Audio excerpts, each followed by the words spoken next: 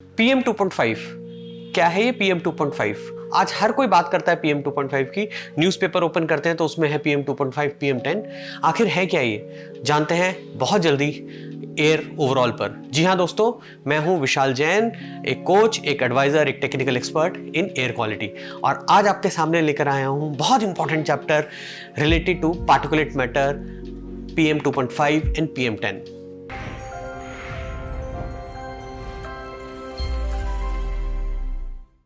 Air pollution की बात होते ही सबसे पहले सिर्फ दो ही चीज सामने आती हैं, एक है PM 2.5 और एक है PM 10।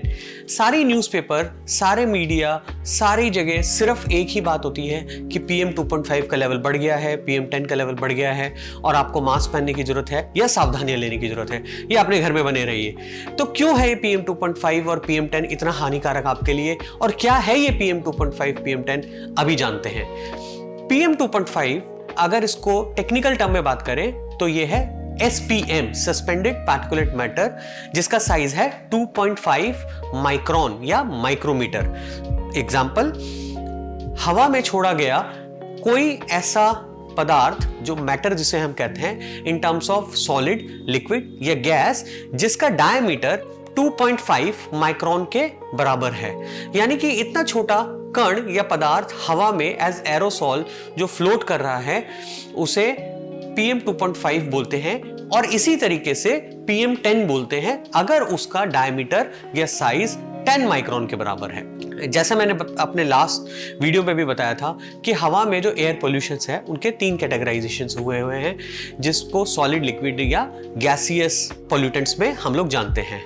पार्टिकुलेट मैटर में PM 2.5 और PM 10 दो श्रेणी बनाई गई है, जिसके अंदर हम लोग पार्टिकुलेट मैटर का मेजरमेंट या उनकी डेंसिटी को नापते हैं।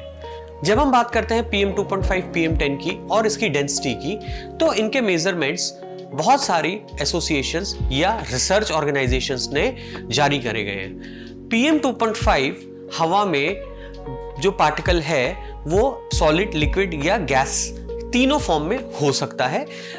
साइज जैसे मैंने बताया 2.5 माइक्रोन, या PM 10 की बात करें तो 10 माइक्रोन का साइज।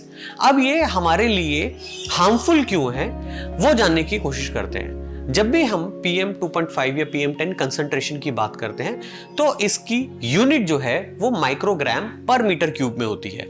माइक्रोग्राम पर मीटर क्यूब का मतलब है कि अगर हमारे पास हवा का वॉल्यूम 1 मीटर क्यूब है तो उसके अंदर जो कंसंट्रेशन ऑफ ये पार्टिकल्स है उनका वेट कितना है इन माइक्रोग्राम्स। इसको जानने के लिए और मेजर करने के लिए बहुत सारे डिजिटल और एनालॉग मेजरमेंट इक्विपमेंट्स अवेलेबल है मार्केट में।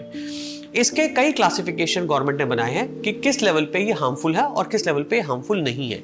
अगर PM 2.5 और PM 10 की बात करते हैं तो 0 से 50 PM 2.5 और 0 से 100 माइक्रोग्राम पर मीटर क्यूब सेफ कैटेगरी में माना गया है as per the WHO recommendations. तो PM 2.5 ये PM 10 पार्टिकल्स जब हवा में उनका कंसंट्रेशन बढ़ जाता है और हम उसको इनहेल करते हैं सांस के थ्रू, तो वो पदार्थ हमारे शरीर में जाके हमारे को एडवर्स इफेक्ट देते हैं या उनसे हमारे शरीर में इंपैक्ट होता है। जैसे कि बेसिक अगर हम जाने तो वो है एलर्जीज। अगर मैं आपको दूसरा एग्जांपल से समझाऊं, जब पोलन्स हवा में बढ़ जाते हैं और उनका कंसंट्रेशन रिक्वायर्ड लेवल से ऊपर हो जाता है तो हमें छींकें आनी स्टार्ट हो जाती हैं या स्नीजिंग स्टार्ट हो जाती है। इसी तरीके से हम लोग जब PM 2.5 इनहेल करते हैं तो वो हमको गले में एक इरिटेशन देते हैं। उसके अलावा ये पार्टिकल इतना छोटा होता है कि हमारे लंग्स के थ्रू एब्जॉर्ब करके हमारी ब्लड स्ट्रीम तक भी चला जाता है।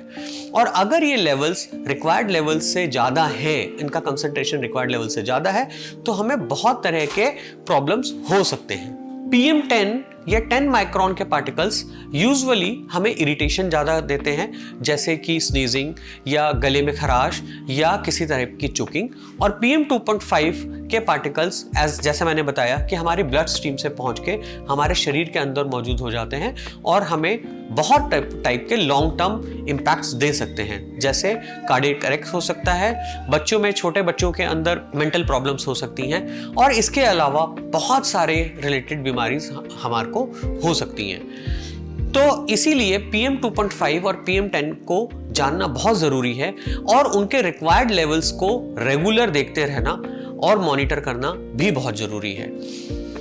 इसी विषय में कैसे इनको मॉनिटर करें, कैसे इनको पहचानें, उसके लिए मैं आपके पास फिर से एक बार आने वाला हूं अपने इस चैनल एयर ओवरऑल पर, जिसको आप आज ही सब्सक्राइब करें। बहुत सारी इंफॉर्मेशन एयर से रिलेटेड आपके पास आने वाली है बहुत जल्द।